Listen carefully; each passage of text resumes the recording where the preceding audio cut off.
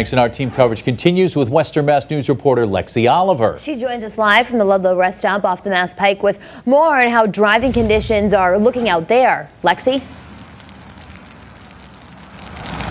Chris and Jordan, the roads are starting to get pretty slick again, but they weren't too bad when we headed here a couple hours ago. We got here with no issues, no slippery spots. It was just pretty wet, but as Jana just mentioned, it has started sleeting since then, leaving some ice on the roadways.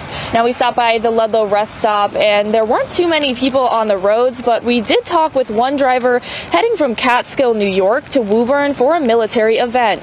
When we caught up with Janet Alloway, she was trying to scrape the ice off the hood of her car, which hadn't thawed in the nearly 2 hours she had been on the road. She does tell Western Mass News that roads here on the Pike were much better than where she came from. When I left home, we started out with ice. We had about 2 inches of snow, and then we had ice on top of that. So our roads were, even though they were plowed, they were still icy.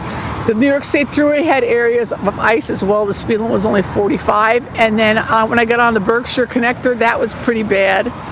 Until I got to Stockbridge. Once I passed through Stockbridge, the ice started to drop off to the point that eventually the roadway is wet and the trees didn't even have any ice on them.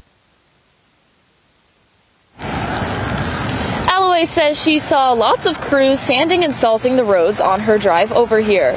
Now, the Mass DOT has put a speed restriction of 40 miles per hour in place on I-90 between Boston and the New York border. Live in Ludlow, Lexi Oliver, Western Mass News. Lexi.